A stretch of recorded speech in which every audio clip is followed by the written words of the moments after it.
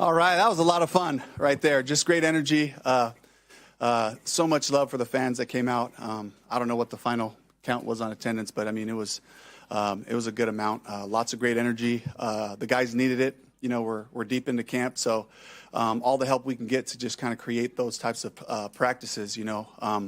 But took advantage of a full pregame for our rookies. Just kind of here's how we lay it out, and you know, took them into the half. Got them a feel for refocusing, splitting up offense, defense, working through some issues from the first half. So, but I thought there was a lot of good hitting out there. You know, some good, some bad. I'm sure we'll figure all that out as we watch film, but definitely a lot of fun. You talked about the immediate feedback, hearing the crowd roar. Yeah. Good play. Like how much did you miss that?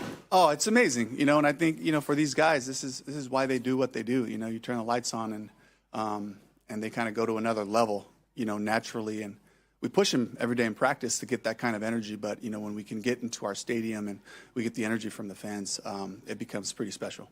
Any concern You know, Fitzgerald had a couple missed kicks, and how come Matthew didn't kick?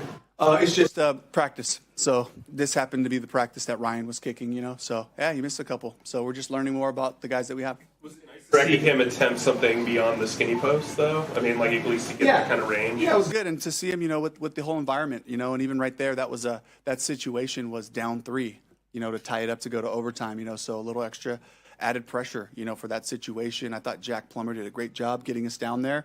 The guys operated well, and we got to finish those.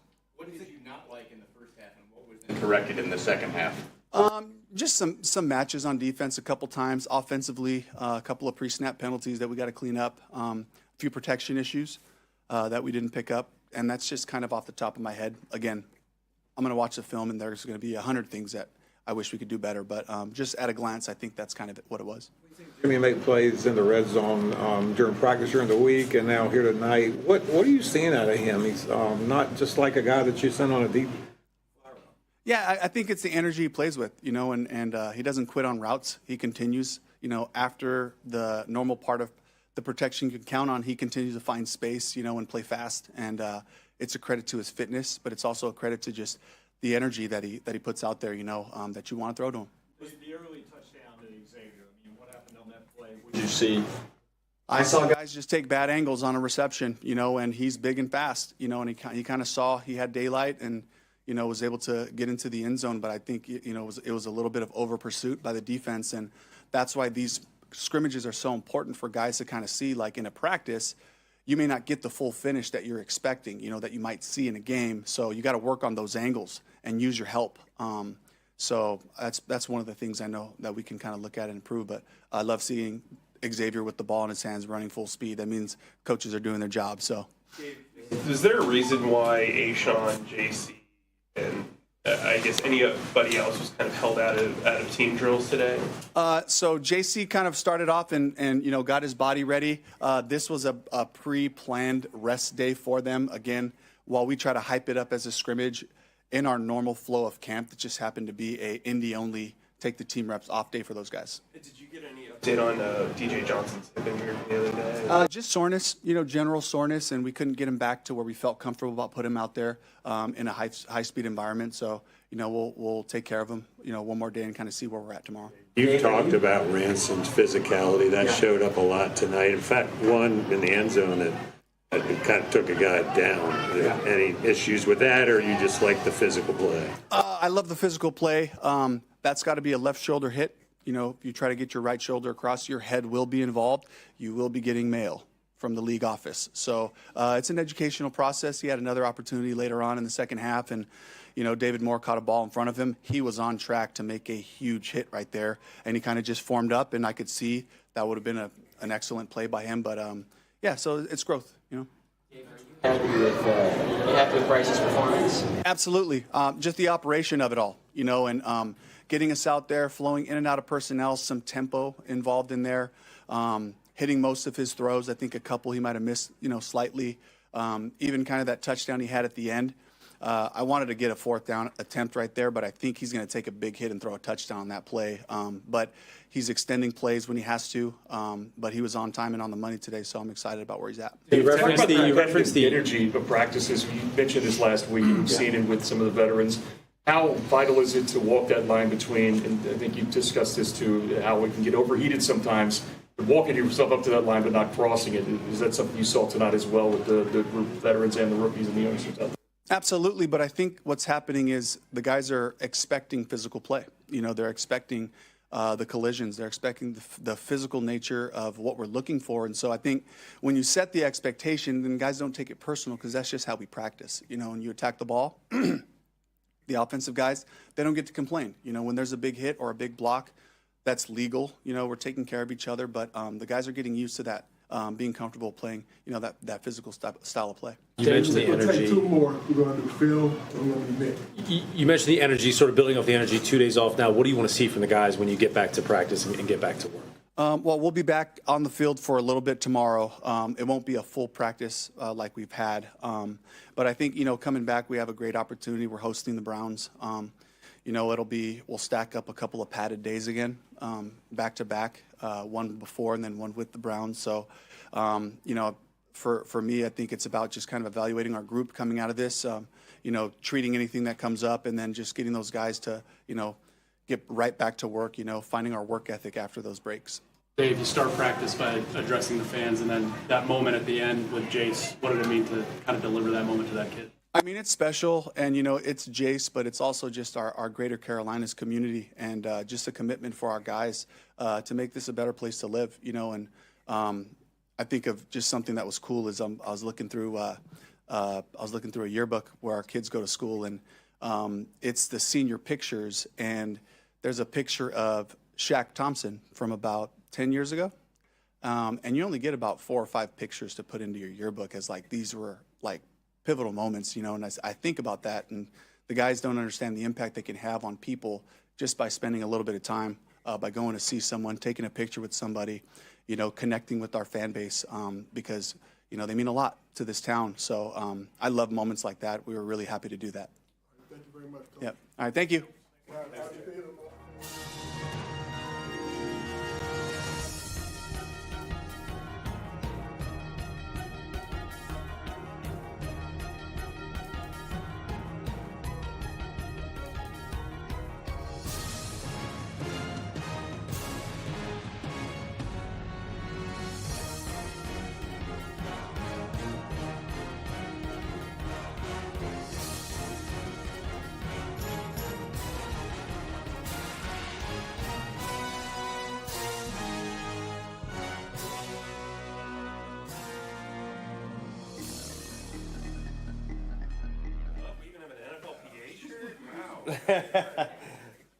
All right. Questions for Adam? You want to pull the chair up so they can get a little FaceTime, or are they good there? Phone down, thank you. Okay.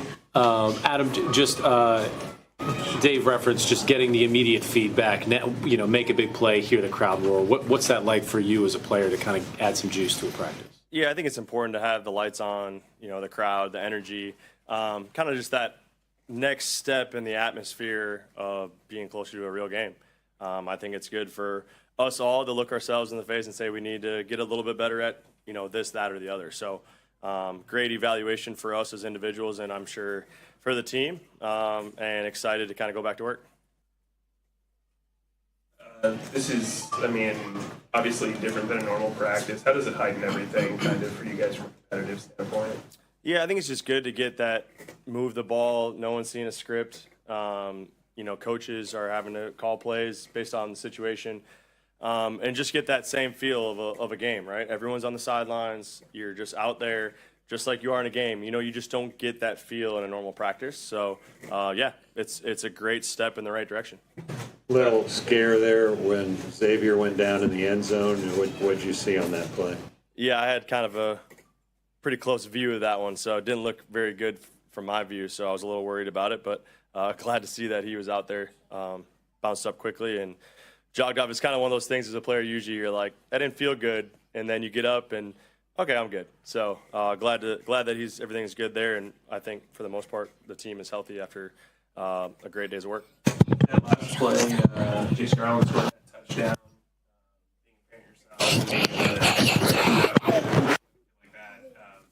How special is that?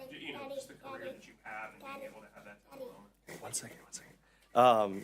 No, no, I think it's pretty cool. Not only did he just come out for that one play, but he was like in the team meeting with us. He's been in the locker room pretty much the entire time since like team meeting until the game for like 3-4 hours. So it was a really cool thing. He was like part of the team for the entire day. So really cool for him, I'm sure, but for us as players too. That's what it makes you realize, that you're just playing a kid's game, and you're just having fun playing a game that I played when I was these guys' age. So blessed to be able to still do that, and then just to see him have some fun and the crowd into it, and obviously a big moment for him. Did he give you guys any feedback on your blocking? He didn't give that, but he did give us some recommendation on plays. So he's been drawing up some plays. So I got some pretty cool plays. He actually drew up a play for me, and I think I might have been throwing to T-Mac. So hopefully we can implement that one. Fireworks! Yeah, the fireworks are coming. Couple more, guys. Adam, give me one of the making plays in the red zone this week. What do you see out of him here the last? Yeah, I think he's just starting to get comfortable with the offense. I think he's a guy that has all the, ability to play at a high level. And I think as we start to see him get comfortable with the offense, he hasn't been here that long, right? So as he starts to kind of understand the big picture of this offense, you see him start to make more and more plays. So that's fun to see, and is why you kind of give guys more time when they're young players, just to kind of feel the offense before you evaluate what they can do. You train for media availability, distractions. Yeah, exactly. Yeah. They're my distraction drill. Thank you. Good. Thanks, guys.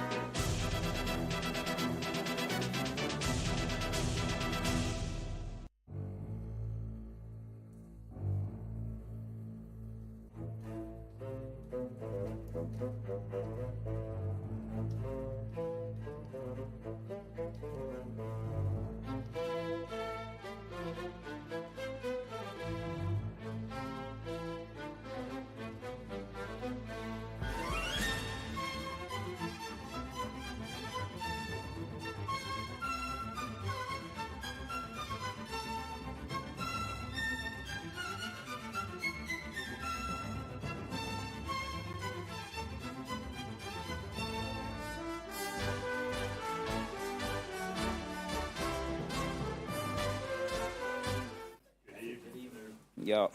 Good evening. Jimmy, what's better, a touchdown or a touchdown saving tackle? I say the touchdown saving tackle. You ready to play defense?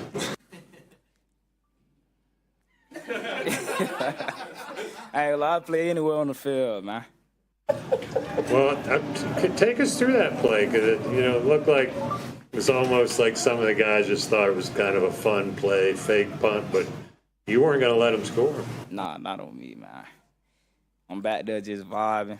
I'm thinking I'm about to get me a punt, and they just had some trickery up their sleeve, and I wasn't ready, so I just had to stop it from scoring. What was it like scoring the touchdown and finally like hearing the crowd after you score? Like what? It was a good feeling, I want to get in that box some more, but I just want to give a shout out to the whole team. As a whole team, everybody coming out there doing their job, and that's what led me to getting to the touchdown. Can you sort of set up the play-action play where you scored the first touchdown, how that worked and what you were seeing out there? It was just a good call by Coach. He dialed it up, and we had a great drive, and everything just worked in the flow, in the favor that it worked in.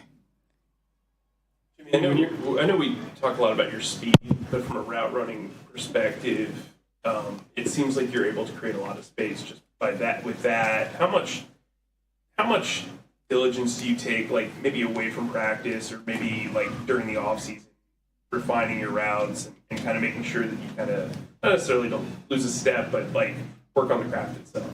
Yeah, I take pride in route running, man, because that's like a number one thing as a receiver, being able to create space, get open, and I give a big shout out to my trainer, Steph, Brian, and TJ.